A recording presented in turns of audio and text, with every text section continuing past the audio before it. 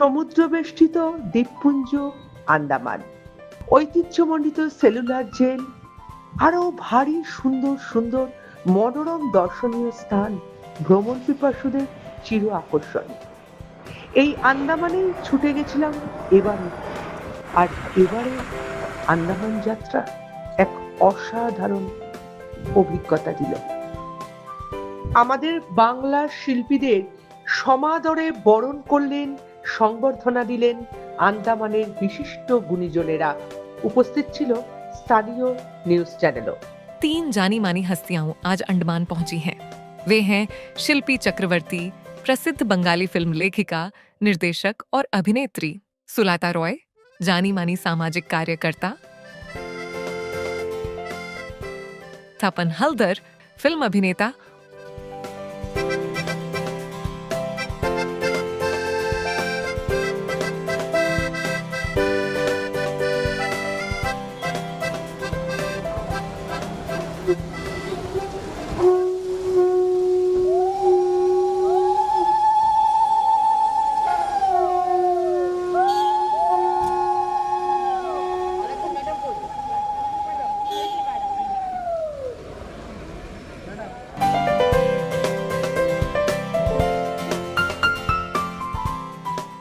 এনারাই সবচেয়ে আমার রাতে দেখিয়েছিলেন। আমি ভেবেছিলাম কলকাতা সিনেমা তো যাই হোক চেষ্টা করছি, আপনাদের আশীর্বাদ যদি থাকে আর দিদির অশেষ কৃপাতে আমি এই জায়গা তৈরি করতে পেরেছি। নমস্কার আন্দামান, নমস্কার আপনাদের।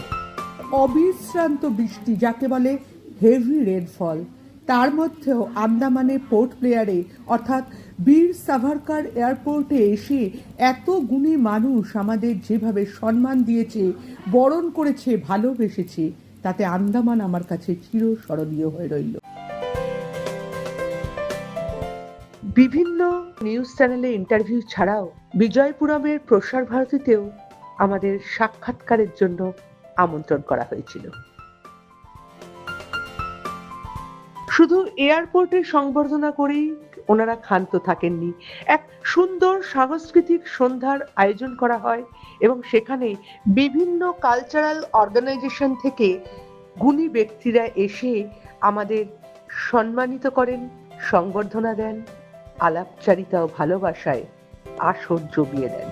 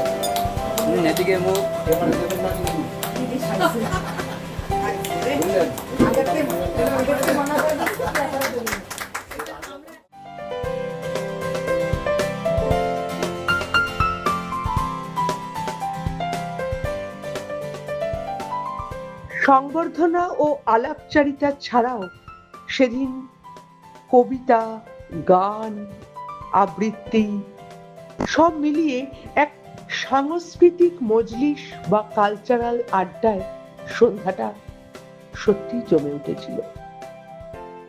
নমস্কার, আমি অশোক কুমার মিস্ত্রি। আমি একজন শিল্পী মানুষ। সমাজ সচেতনার জন্য আমার একটা এনজিও তৈরি করেছি, যে এনজিওটা ন্যাশনাল এনজিও। এই এনজিওটার নাম হচ্ছে নমামি ভারত ন্যাশনাল এনজিও।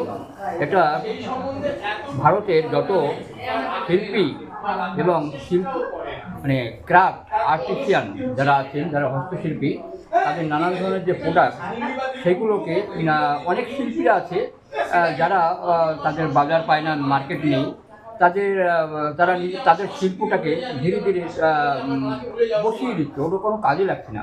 তো কেননা ওরা কোনো মার্কেট নেই, তাহলে তাদের ভবিষ্যৎ নষ্ট হবে, যার জন্য তারা অন্য পথে চলে যাচ্ছে। এই ধরনের শিল্পীদেরকে দিয়ে আমরা নানাভাবে উৎসাহ দিয়ে হোক, ট্রেনিং করিয়ে হোক, ওদেরকে আবার নতুন উজ্জীবিত করে ওদের যে প্রোডাকশন হবে সেটা নমামি ভারত ওদের থেকে আমরা নিয়ে নেব, তাদের একটা মার্কেট প্লেস আমরা তৈরি করে দেবো। আমরা এখানে ছোট্ট একটু জায়গায় থাকি, আমাদের তেমন কোনো পরিবেশও নেই যে বিশাল, আমাদের পৃথিবী থেকে বলতে গেলে পৃথিবী থেকে আলাদা একটা জায়গায় থাকি আমরা। তো সেখানে থেকে আমরা যতটা সম্ভব আমাদের পক্ষ থেকে, আর আমরা তো এখানে আমাদের কাছে তেমন কিছু সাধনও নেই যেটা দিয়ে আমরা বিশাল কিছু জায়গা করতে পারবো, আপনাদেরই ভরসায় থাকি আমরা। হ্যাঁ, তো আমরা আপনাদের জন্য অপেক্ষায় থাকবো যেন আন্দামান থেকে আপনারাও আমাদের এখান থেকে 2-4 জনকে যেন শিখিয়ে পড়িয়ে নিয়ে ওই রকম একটা সুন্দর জায়গায় স্থাপন করা যায়, তাহলে তো আমাদের আন্দামানে আমরা সাকসেস, আমাদের এনজিও সাকসেস।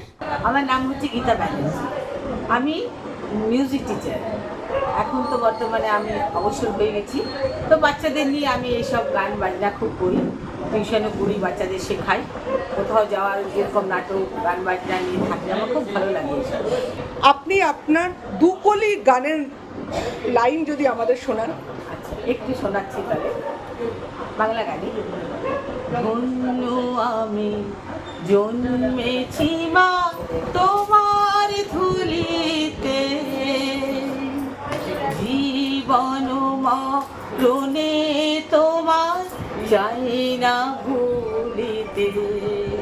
আনন্দিত যে আপনারা এখানে আগত হয়েছেন আমাদের একাডেমির তরফ থেকে। তপনদাকে আমরা পেয়ে তো খুবই বিব্রত। আমরা সর্বদা চাই যে সবসময় আপনাদের এরকম প্রোগ্রাম আমরা পাই।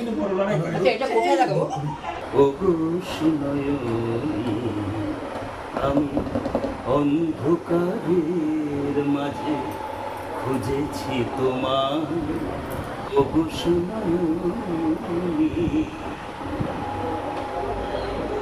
মরু সাহারার মতো হৃদয় খানি, মরু সাহারার মতো হৃদয় খানি।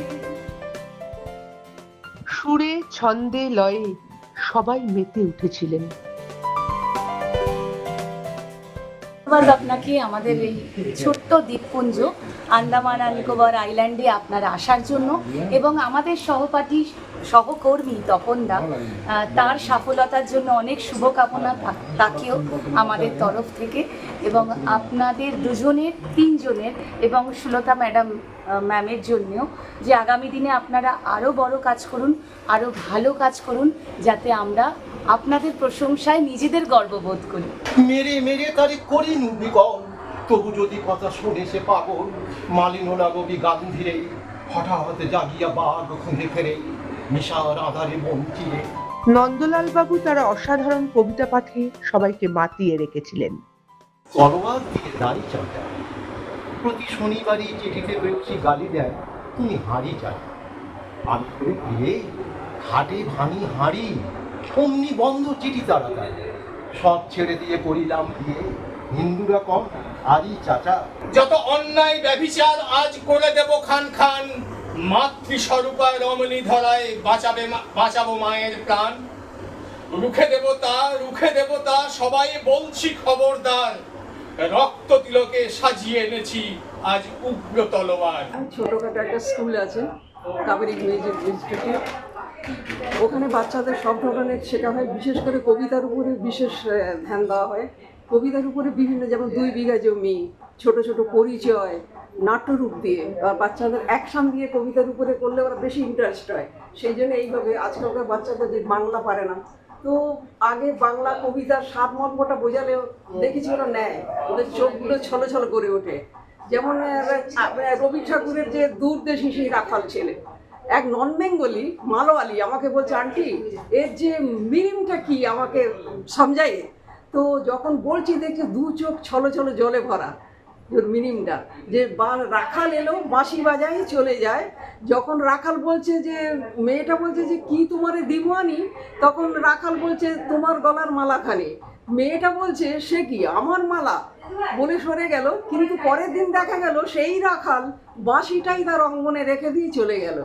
মেয়ে বলছে হা এ কি হলো, আমি গলার মালা দিলাম না কিন্তু ওর বাঁশিটা আমাকে দিয়ে গেল। এইভাবে বাচ্চাদের শেখানো হয়, আর সঙ্গে কিছু টাচ ক্লাসিক্যালে আর কবিতা আবৃত্তি এইসব। এক লাইন একটা কবিতা, এক লাইন কবিতা একটা। কবি সুভাষ মুখোপাধ্যায় যেতে যেতে। তারপর যেতে যেতে যেতে এক নদীর সঙ্গে দেখা, পায়ে তার ঘুমুর বাঁধা, পরনে উড়ু উড়ু ঢের নীল ঘাগরা। সেই নদীর দুদিকে দুটো মুখ, এক মুখে সে আমাকে আসছি বলে দাঁড় করিয়ে রেখে অন্য মুখে ছুটতে ছুটতে চলে গেল, আর যেতে যেতে বুঝিয়ে দিল আমি অমনি করে আসি, অমনি করে যাই। বুঝিয়ে দিল আমি থেকেও নেই, না থেকেও আছি। আতিথেয়তা ও ভালোবাসা দিয়ে সবকিছু সামলানোতে লতা হালদার মহাশয়ের ভূমিকা অনস্বীকার্য। সোনালি গান দিয়া রে, সোনালি গান দিয়া রে, খম খমা খম খম বাজে, সঙ্গের দো তাহারা বাজে, আরো বাজে বাঁশি রে, ওরে ও রঙ্গিলা নাইয়া যাও রে গান গাইয়া, সোনালি গান দিয়া রে। নিজ নিজ প্রতিভা নিয়ে সেদিন সন্ধ্যাটা সবাই জমিয়ে দিয়েছিলেন।